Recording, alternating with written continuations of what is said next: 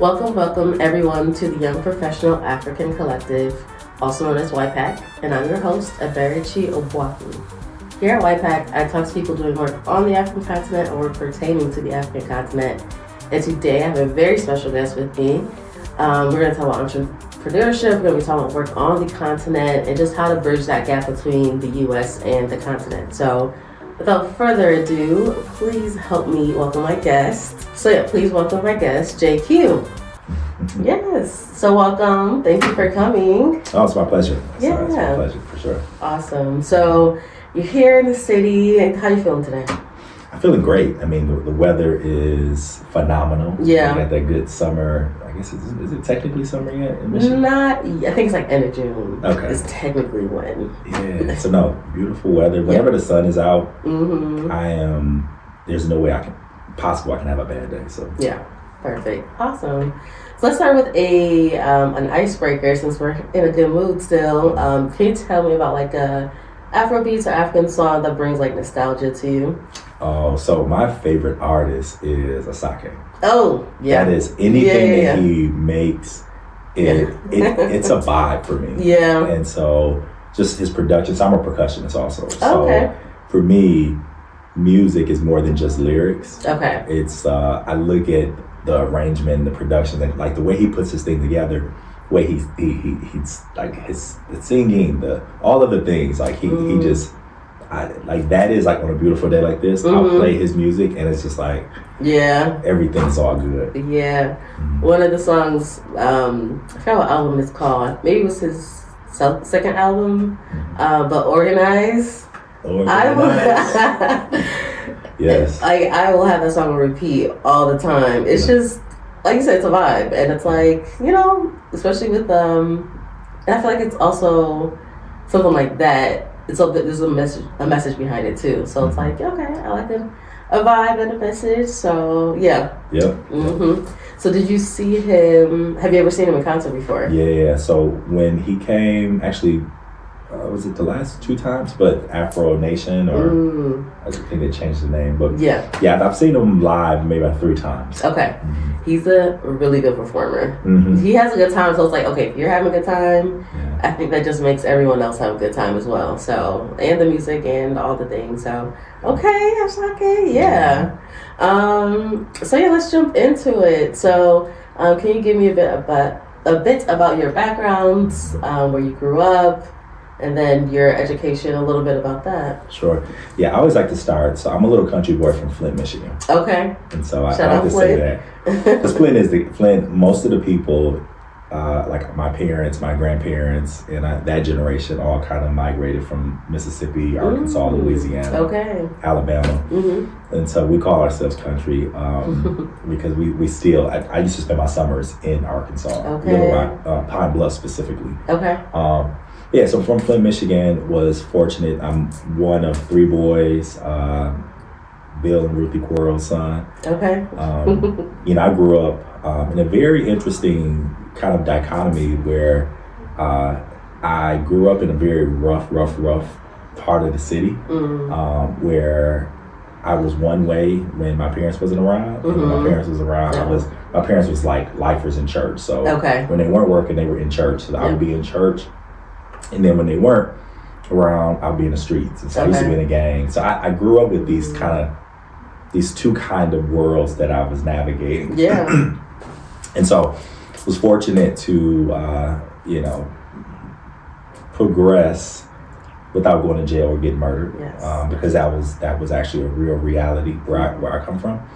And then I was fortunate to go to the Florida A&M University, where probably the best time of my life as an adult, going to Florida A&M, being around people of different hues, but amazing, smart people from all over the world. And it was all love. It was family. It wasn't just us getting an education. We were actually getting an education.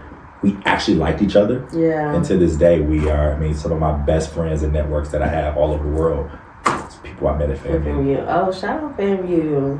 I bet that was a good time over there. What are some like highlights that you can think of when you were over there? Wow, when I was at FAM, I was very involved. So my freshman year, I led a march of, this was when George Bush got selected, not elected, but selected. Yeah. Oh, and in Florida, yeah. His brother was the governor. Right. And so, Tallahassee is the capital of Florida. And so that's where, FAMU is. And so we led, there was about 5,000 people, students from Florida State and FAMU. Wow. For a sleep-in at the Capitol. So this was my first time ever organizing, something of that magnitude. And so it was very empowering. That was my freshman year. So that's how my year started. Right. That's how my year started. It was my first semester, actually. And then... What a way to come in. So my sophomore year, I pledged Alpha Phi Alpha, which was an amazing experience. And then other years, I was a student leader and started my business. I actually opened up my consulting company. And so I was buying real estate. I was consulting, and the university was one of my clients. Wow. And so, I was probably making more money in college than most people were making right after they got out of college. Wait a minute, because that's the real hack. Yeah. Start the business in college while you have the resources, have the support. Yep. Like there's so much support for students. So take advantage and then make your money while you're there, and then make your school a client. Exactly. And I was in a 5-year MBA program, so things that I was learning in real life with business, if I had a problem, I would go to my professors. Yeah. So it wasn't just, for me, it was like practical and theory merging together.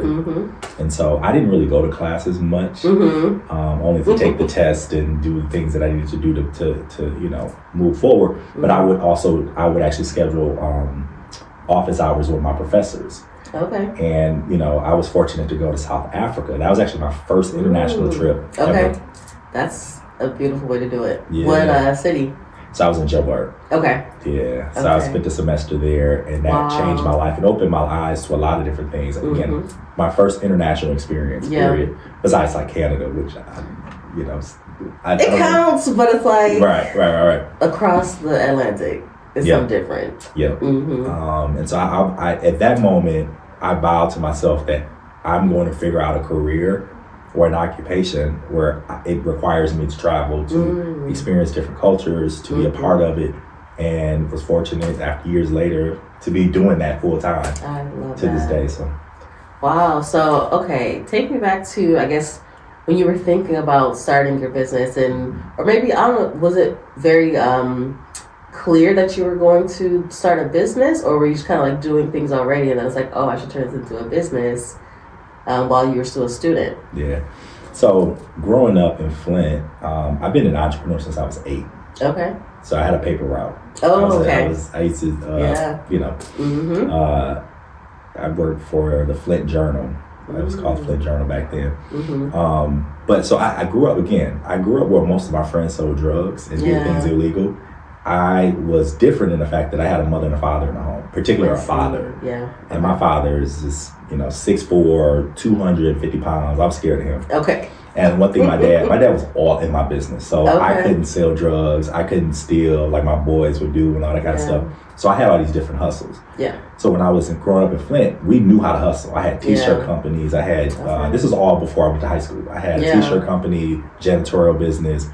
I had a printing company. This is when color printers just came out. Okay. And my father had a color printer, the ones that took forever for like one page to come out, and had the perforated pages and stuff like that. Oh. So I had all these different business things when I was growing up. It wasn't until college when I learned the difference between being a hustler and being an entrepreneur.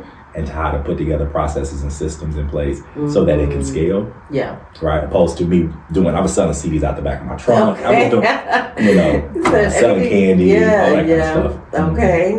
So I've always been fascinated of how to actually grow money. Yeah. I don't like spending money, but I do love figuring out ways in which solve problems through business solutions. So that's been something that I think I was born with. Yeah. And so the life that I have now, all the businesses that I either invested in or I'm currently working in as the founder or CEO, these are companies that I'm doing work that I enjoy doing. Yeah. And then I figure out a way to monetize the stuff that I enjoy to do, like travel, put deals together, do diplomacy work, that kind of stuff. And so That's amazing. I hope you guys are taking notes. I hope especially all my college students are taking notes that you can start something now. You don't have to wait till afterwards. And I feel like especially in this generation, I feel like they're doing that. Whether it's content, whether it's, I know a lot of them are like drop shipment or something like that. Mm-hmm. So there's a lot of, I think, conversation around people doing something while they're in college.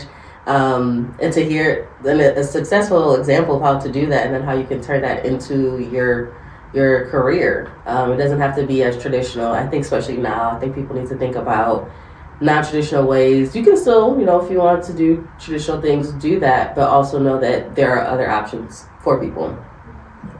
And I think the biggest differentiator is when I was younger, we didn't have the kind of technology that exists today. We didn't have AI. Yeah. I remember when the internet just started. I was one of the early adapters of the internet. Okay.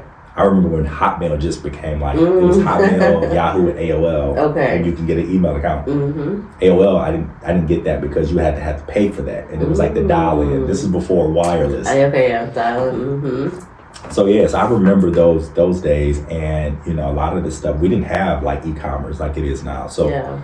There's really no excuse now not to have multiple streams of revenue. Mm-hmm. And if you look at the job market, it's not the smartest thing to put all your eggs in one basket. Even if you have a 9-to-5, I always advise people to have several streams that supports that. So in the event that you get laid off, or you just decide you don't want to do that because fundamentally you don't, mm-hmm. it goes against your philosophy in life. Yeah. And you at least can still pay your bills. You can still take care of yourself and your family and things like that. Yeah, that's amazing.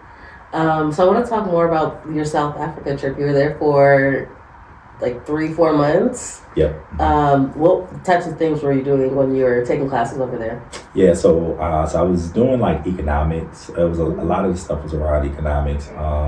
And then I had opportunity to meet the ambassador at the time. It was Ambassador Marks, I believe it was a woman, U.S. ambassador. And that was the first time I didn't know what a U.S. ambassador was, to be honest with you. Mm-hmm. And when I found out what it is that an ambassador does, I was like, oh, that's like my dream job. Okay. And so that's when I started doing more kind of research around diplomacy work. Yeah. And so, so I did that. I did a lot of, it was the way that our study abroad program is set up is it allowed us to do a lot of cultural experiences. Okay. So we were with the people, mm-hmm. We did all of the sightseeing and things like that. We did a lot of community service also while we were there. Okay. Besides the classes and things like that we had to take. So, yeah. I feel like some of those experiences are maybe even more impactful than like taking the class. I think classes are important for sure, but like when you're in the midst of you're learning on the fly, whether it's slang or whether it's the culture, or just talking to people, it's like this is what you all experience, and it's really cool to see that outside of the classroom, like how it's actually applied. So that sounds like an amazing time. I haven't been to South Africa yet, but that is on my list. Mm-hmm. Joburg, that's where Table, or is that Cape Town? Where's Table Mountain? Cape Town, I believe. Cape Town, okay. Joburg, is that more of like the city part of it? Okay. Yeah, okay. So, we spent time in Cape Town also. So we just, we went around and traveled. Mm-hmm. Okay. And so you said from there, that's when you really got the itch, like you have to be somewhere, have to incorporate that into your life. Talk to me about what you do now. Yes. So what I do now, I guess I call myself a professional slasher. Okay. So I invest in startup companies. And then also I do some stuff in real estate, but more so as I'm an investor. Mm-hmm. I have an international business consulting practice. Okay. And so I help high growth companies in other countries do business in America. Okay. And then I'm a public speaker also. Okay. So I'm an author of a book called Making Dollars or Making Change. Okay. And so it's the intersection between social impact and business. Ooh. And so helping entrepreneurs and just people, senior citizens, young people, to really understand it's not just about profit, it's about people, planet, profit, of course, because you can't run a business without making a profit. Yeah. But it's not just about the bottom line, it's about the people, and it's about making sure we're responsible to the planet. And so the book talks very specifically about best practices and things like that in the work that I've done. And just kind of like, it's also part of it is a kind of a memoir of my first half of my life. Yeah. Which caused a lot of my value set. So I don't do anything just for money. Yeah. Just because of how I was raised and experiences and things like that kind of shaped who I am today. Mm-hmm. You talk about like social, like entrepreneurship. Yeah. Because I think that's an interesting concept that I think I've heard about. I think I started to hear about it in undergrad, and just hearing that idea that you can merge like business and actually making a change for people. And it's not just, you're not a big company making the money and then you do like, some social things on the side. It's like that can be incorporated in your business model. Yep. So when it comes to angel investing, what type of companies do you like look for? Yeah. I usually like to invest in, well, not usually, I only invest in Black founders. Yeah. More specifically, Black women founders. I love it. Simply because usually Black women founders are the most underfunded, but has the best business and run the best businesses, at least in my experience. It's just something about, uniquely, and I have 3 daughters, so I'm a little biased towards women. It's just women has this ability, one, to have the empathy. Yeah. So they're going to make sure that their employees are good, customers are good, like they care about that stuff. They're loyal, and they're very, of course, women I think are smarter than men. That's my personal opinion. I'll take it. And it's like women know how to multitask, and that's one thing as a founder. When you first get started, sometimes you got to be the admin, the CFO, all of the things. And but women are very, very, very talented. And for me, I don't have any business without having, all of my partners are women. Okay. And I'm not towards men, but like men in my experience that I've worked with in the past, very much so egocentric. Okay. And sometimes that ego come into play into companies that doesn't always yield good success. And so, of course I have men on my team, but the leaders are usually women because they give me a perspective that I don't have as a man. Yeah. And I don't have the kind of ego where I can listen. And I know I don't have all the answers. And I also make sure I bring the smartest people around me. Yeah. Because I know what my limitations are. And again, I only like doing the things that I'm really strong in. I don't focus on my weaknesses. Okay. I outsource my weaknesses. So things that I'm not good at, I hire the best. And in some cases, actually people that work with me, I don't say work for, but work with me, they get paid more than I do. Okay. So that I can actually keep real talent. And then I can actually, I'm a single parent. So I enjoy spending time with my daughters and not being consumed with work. Yeah. And so to have a good team around me when I travel the world, I don't have to worry about, I got to check emails or, so things like that. Yeah. I love that. And I love that you're, excuse me. I love that you're very conscious about like what you're putting around you, the team that you're putting around you, because you can do so much, but it's like you don't want to be burnt out. You want to be able to enjoy your life. You want to be able to just be healthy, and still enjoy the things that you want and know your strengths. And I like that thought, like focus on the strengths. Like you're aware that there are some things that you need help with, and you're not shying away from that, but you're really bringing in other people that can shine in that area so that you can do what you want to do. Yeah. So that's really good. And when it comes to like your international business and the consulting aspects, what type of work can you share that you've done on the continent? Yeah. So I've actually done work. When I say doing work, I actually have clients. Okay. Right. So Morocco, I do a lot of work in Morocco actually. I love Morocco. Most of Northern Africa, Middle East and Northern Africa is where I spend a lot of my time, and Southeast Asia. Okay. But I've done some stuff in Nigeria. Okay. So I didn't say this, but I have a water tech company also. Okay. Casual. Yeah. And That's very cool. Yeah, I don't run the day-to-day anymore. I founded the company right before COVID, actually. Okay. So I have a partner that owns a technology called atmospheric water generation. So essentially it's a technology that makes water out of air, and it's powered by the sun. Wow. And this was amazing. It was inspired by the Flint water crisis. Wow. Right? So I'm from Flint. Yeah, I was to say, what a connection. Yeah. Did they find you, or how'd you meet? Or? I found them. Wow, okay. Yeah. So that was the thing. Like I knew that when the Flint. So you were talking about the water tech company. Yeah. So it's called Quarles Water Source. We started, founded the company, and that's funny. When I first when I first established it, it was in response to the Flint water crisis. It was inspired solely by that. So I was just trying to find a solution for Flint. Yeah. Then come to find out after doing some research, was like, this is a big issue all over the world. Absolutely. Like 1 out of, I think, 3 people on the planet by 2050 won't have access to clean drinking water. Wow. 2050, that's not that far. Yeah. Okay. And it's like water's a natural resource, but it's been processed and it's all kinds of things from old infrastructure, from drought, and all those things. And so like, and it just got elevated during COVID where there was people that didn't have access to clean drinking water. Yeah. Right? Some of their, people couldn't pay their electricity bills and their water bills, so their water got cut off. So this was a solution where, again, this technology makes water out of air. It's not anything underground. The city it's not municipal water. Yeah. Yeah, so you can put these machines in villages where they don't have running well water or anything like that. And it can actually create the cleanest water you can ever drink. That's amazing.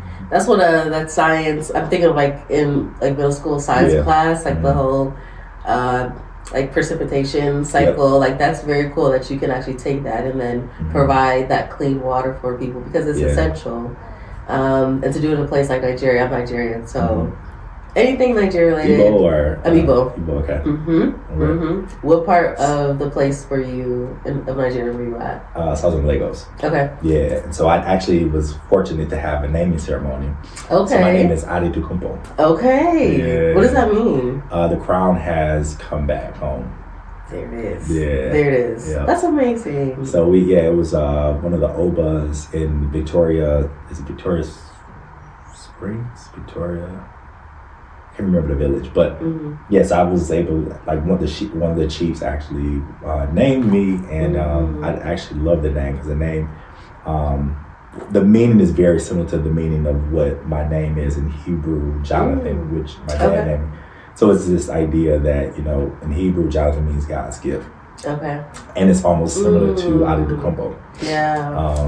And so, we provided these machines in a very small village in Nigeria. And so we do that throughout the Caribbean islands and things like that. Oh, wow, okay. And so I used to be the CEO years ago and realized I was actually the problem of its growth. And so I ended up hiring a CEO. And so I'm the board chair. Okay. And so for me, I'm always going to be involved in it. I'm never going to sell the company because that is mission work for me. And I want to make sure that I'm at least contributing a small portion to make sure people have access to clean drinking water. Yeah. And that what happened in Flint would never happen again, at least under my watch. Yeah. So is that something that like people, like villagers or townspeople can access today? Like how do they get in contact with you to have that for themselves? Yeah, so we work closely with NGOs and with nonprofits so that, again, the issue that we found is that a lot of places like Flint and smaller villages can't afford these machines. Okay. Right? And so one machine can produce about 5,000 gallons of water per day. Okay. But again, we'll have multiple machines based upon the population and we'll have them strategically located. But we created almost like a water insurance policy, which we can't call it an insurance because we're not an insurance company. But you can actually pay villages and small towns that don't have a big budget can pay over a course of like 30, 40 years. Right? Okay. So it breaks up the payment. And there's this idea of not if, but when you have water problems, right? Yeah. Detroit had water problems, and it's Detroit public schools, right? Yeah. There was lead in the water. And so that's going to be an issue no matter where you are, particularly in America. Yeah. So. Yeah. Okay. That's amazing. I think that's literally what you're talking about, the social impact and entrepreneurial work. To where like what you're doing makes a difference in someone's life. Like that can be life or death. So that's one thing. You talked about doing work in Morocco. What type of work have you done or what type of clients in general do you have in Morocco? Yeah, so Morocco, a lot of the companies that I have throughout the world are like tech-enabled companies. Okay. They don't necessarily build things, but more so technology to help enable other companies to be more effective and efficient. Okay. So most of my clients were not affected by a lot of the tariffs because they didn't actually have physical products that they had to. Right. It was just more of like software. There was services and things like that. So yes, that's so I do work in Morocco. I've done stuff in Nigeria up the water side. I've done stuff in Ghana. I've done stuff in Tunisia, and I think those are really the places. I've had an opportunity to visit other countries throughout the continent, and my goal is to really I really want to experience all of the countries throughout the continent, and with my daughter. So that's my daughters. I have a 13, 11, and 8-year-old. Okay. And I made them a promise. My oldest daughter, when she was young, I said, because my parents didn't have the financial means to, I didn't fly on a plane until I was in college. Yeah. My daughters have probably flown more miles than I have as in my 20s. Yeah. When I had a job and I was traveling for work. They've been to multiple countries, and I want them to be exposed to the world, not just one particular continent. And so it's a blessing that we're able to do that, and they see the kind of work that I'm doing also. So they're learning through travel, versus just traveling to learn. Yeah. Oh, I love that. What are some of your favorite places to travel to? Wow. Yeah. It all depends. I get that question a lot. It depends. When it comes to food, anywhere in the Middle East. Okay. Oh my goodness. Yeah. I love Middle Eastern food. Yeah, that's my favorite food. Lebanon. Yeah. Oh my goodness. Lebanese food is amazing. Palestinian food is amazing. Moroccan food is amazing. Yes. Most places I go in the Middle East, even in Georgia. I've been to Georgia, the country Georgia. Yeah. Their food is really good also. I love eating, so that's why food is the first thing. Why not? Yeah. You could make a travel show just about food. I wish that I could do that. That's that would be a dream for me. Yeah. I wouldn't even want to get paid. I'm if I could just go and do restaurant critiques. Oh my gosh. So I've been to this place called Central in Peru, which was when I went there, they actually were named the #1 restaurant in the world. Wow. They just got the designation in the when world. I was there. Okay. So it was I need to check that out. 20-course meal. Oh wow. But it was curated with all of the different elements of the nature of Peru. Okay. And I think I might have spent $1,000. Okay. on this. But it was so worth it. The experience was amazing. Yeah. But I love that kind of stuff. And again, I love culture is a part of food. Yes. And food's a part of culture in most places, whatever. So, for beaches, I love the Balkans. Okay. Croatia, Montenegro. Yeah, what to say. Yeah. I don't think I've really heard that. Okay. For touristy, historical stuff, maybe places in Europe. I think Italy is beautiful. But for nature and holistic plant medicine and things like that, I love Costa Rica, Peru. Most places in South America is Ecuador. Those are beautiful places to me. Okay. I feel closer to God in those spaces. Yeah. I love that. When it comes to doing work on the continent, can you talk to me about how what challenges you face, how do you overcome that? Because I know it's not always easy doing work in Nigeria or anywhere. So what are things that you've had to face and overcome? Yeah. So, and again, I call it culture economics. And before I do business anywhere in the world, I actually go. For instance, I'm going to Turkey in a few months. Never been, right? So I'm going to Istanbul because I want to do business there.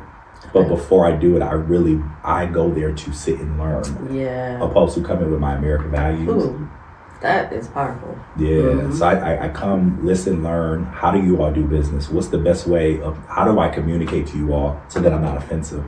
How do I receive your culture and things like that? So I'll go and do that. And then hopefully I'll do some business with them end of this year.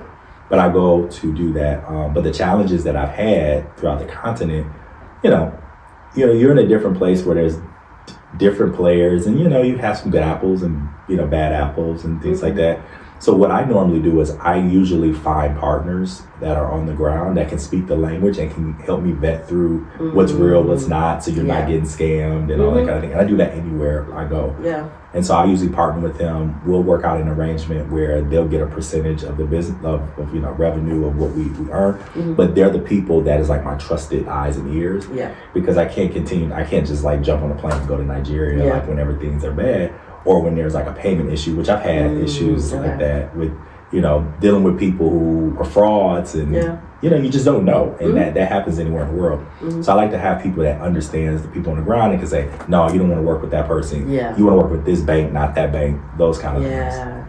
So relationships are important to be able to have those trusted people when you can't to be there the whole time. And I know, especially nowadays, like it's easier to do work virtually, but it's still something about having someone on the ground. If you can't get there, that's so important to really make the deal or whatever it is, like move forward. So I think that's really important, just to like really, work on trying to figure out like how to like create relationships like that. So can you talk to me about your relationship with GABA? Yeah. So GABA, I absolutely love GABA. Shout out to the whole team at GABA. I think GABA is so unique and is so needed now more than ever. We have our first woman mayor who really truly has an appetite for figuring out things that should be like common sense, right? Yeah. Detroit being one of the blackest cities, we have a huge population of people from the diaspora. And we haven't really engaged the way we should. I think maybe the last time we have in a real way was during Coleman Young. Okay. And I used to work for a mayor. So I've always been involved in politics and all the mayors since I've been here. But no one's really had a real intentionality around how do we do more business and work with the continent.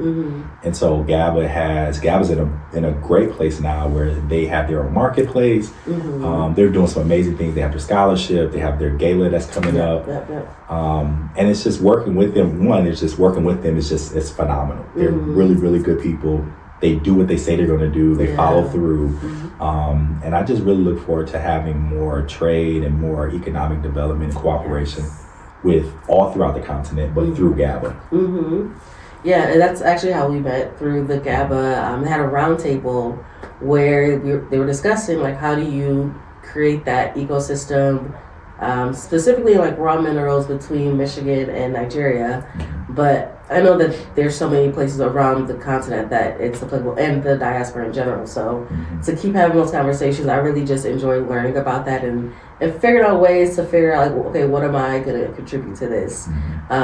So it's been nice just to see their growth and their development, and like I said, great people. So just wanting to continue to see what that can unfold. So I'm excited for that.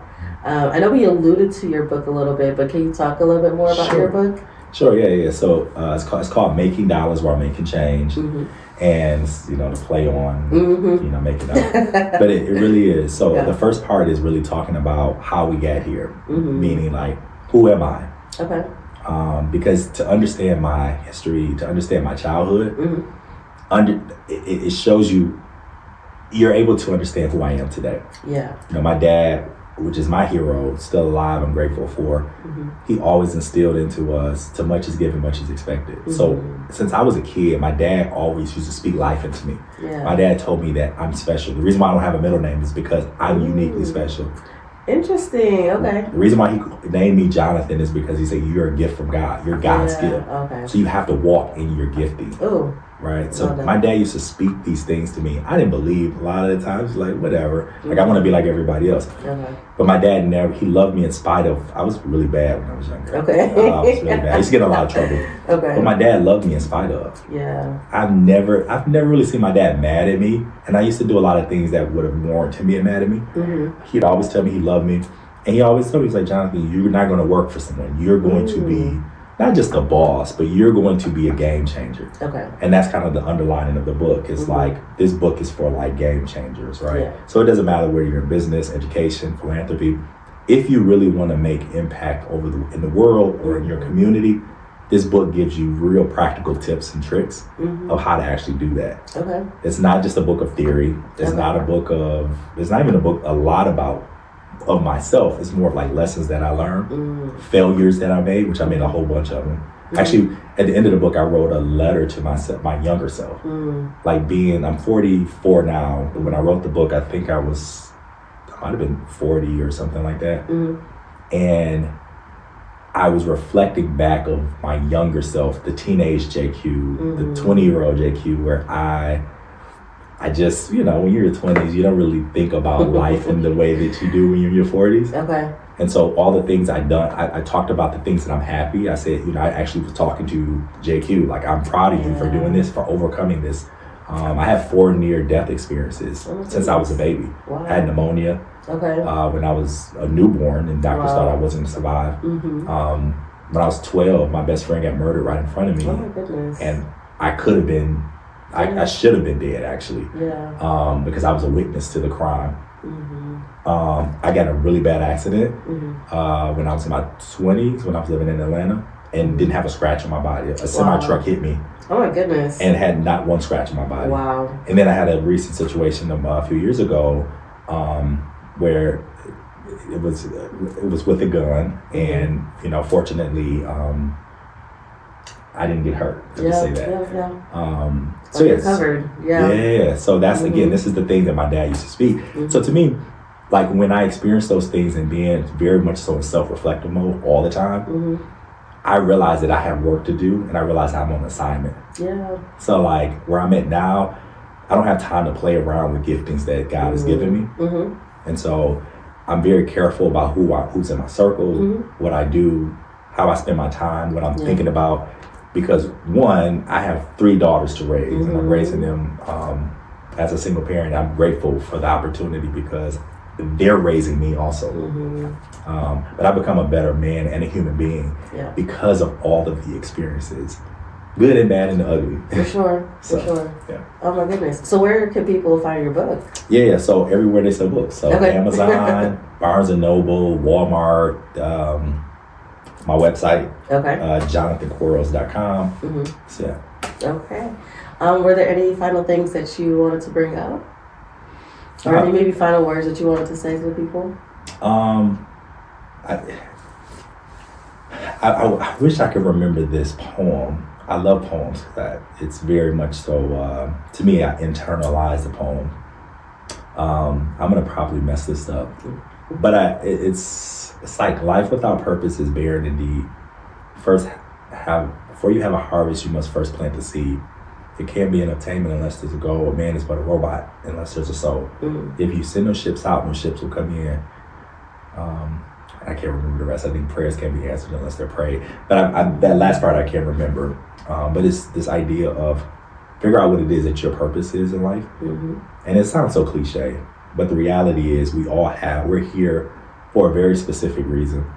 And some people spend their whole life and they finally figure it out. Some people don't ever figure it out. And so I think we should spend more of our time figuring out what is it that we're on this planet for, and how, because we're not here for ourselves. We're here to impact the world.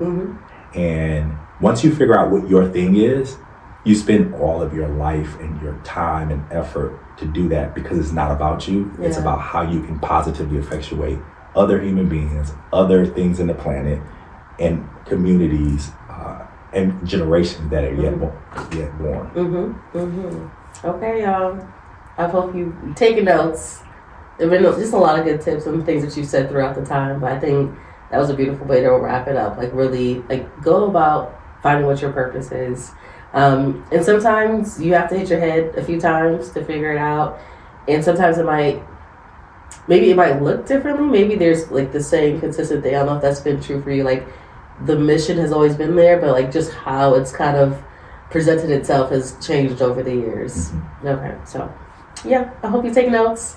I hope you've enjoyed this episode. Thank you so much for tuning in. Where else can they follow you? You have a website? Any social media that they can follow you on? Yeah. So you go to Jonathan Quarles, QUARLES.com. All of my social handles are on there. I'm on Instagram, Facebook, all those things. But my website has all that stuff. Okay. I'll link that in the bio. So Make sure you look for that. I hope you enjoyed this, and I hope you come back and see the next episode of YPAC. And make sure you like, comment, subscribe, share, all the things. And I will see you next time. Bye.